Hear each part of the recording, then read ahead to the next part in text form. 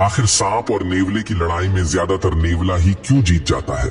और आखिर नेवले के पास ऐसी कौन सी खूबियां हैं जिसके सामने एक खतरनाक सांप भी घुटने टेक देता है? और क्या सांप हर बार नेवले से हार जाता है? दोस्तों, सांप और नेवले की लड़ाई में एक बात तो पक्की है कि सांप सिर्फ अपनी जान बचाने के लिए नेवले पर हमला करता है, वही नेवला सांप को मारने और खाने के लिए सांप पर हमला करता है।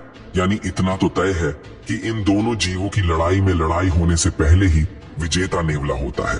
सांप को मार डालने में नेवले की सफलता का कारण उसकी 4 प्रमुख विशेषताएं हैं, जिसमें से एक है नेवले का अत्यधिक फुर्तीला होना। जो जीव जितना फुर्तीला होता है उसे सामने वाला जीव उतना ही सुस्त दिखाई पड़ता है। यदि हमें सांप का हमला इतना तेज दिखता है तो वही हमला एक नेवले को इतना सुस्त दिखाई देता है। अपनी अत्यधिक फुर्ती के कारण नेवला 100 में से 99 मौकों पर सांप के हमले से बच जाता है, लेकिन जब फुर्तीले नेवले द्वारा हमला किया जाता है तो सांप नहीं बच पाता। अपने नुकीले दांतों से नेवला सांप की खोपड़ी को तोड़ देता है, जिस वजह से सांप तुरंत मर जाता है।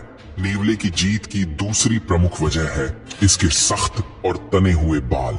जब नेवले की लड़ाई किसी सांप से होती है तो ये अपने बालों को खड़े कर लेता है। बता दे कि सांप के दांत ज्यादा लंबे नहीं होते, इसलिए जब सांप नेवले को काटने की कोशिश करता है तो अधिकतर मौकों पर सांप के दांत नेवले के सख्त और खड़े बालों में ही जहर उगलकर वापस हो जाते हैं। ये दांत नेवले की त्वचा तक पहुंच ही नहीं पाते, और यदि सांप नेवले को काटने में कामयाब भी हो जाता है तो नेवले की अन्य खूबियां उसकी जान बचा लेती हैं। एक नेवले की त्वचा के ठीक नीचे चर्बी की एक मोटी परत होती है। सांप अपना विष नेवले की चर्बी की इसी परत में छोड़ पाता है, और ये तो हम जानते ही हैं कि चर्बी में छोड़ा गया कोई भी बाहरी पदार्थ बेहद धीमी गति से शरीर में अवशोषित होता है। इसलिए जब सांप नेवले को काटता है तो सांप का जहर भी धीरे धीरे नेवले के शरीर में जाता है, जिस कारण नेवले के पास इस जहर के खिलाफ लड़ने के लिए अधिक समय होता है। सांप के जहर के खिलाफ नेवले का आखिरी हथियार होता है विष प्रतिरोधक क्षमता। किसी नेवले के शरीर में विशेष एसिटाइलकोलाइन रिसेप्टर्स होते हैं जो सांप के जहर को आसानी से सहन कर लेते हैं, और नेवले की विष प्रतिरोधक क्षमता सांप के जहर को बेअसर कर देती है। इसलिए सांप के काटे जाने के बावजूद भी नेवला मरता नहीं है। लेकिन क्या सांप और नेवले की लड़ाई में हर बार जीत नेवले की होती है? बिल्कुल नहीं। नेवला आमतौर पर अधिक बड़े सांपों पर हमला नहीं करता।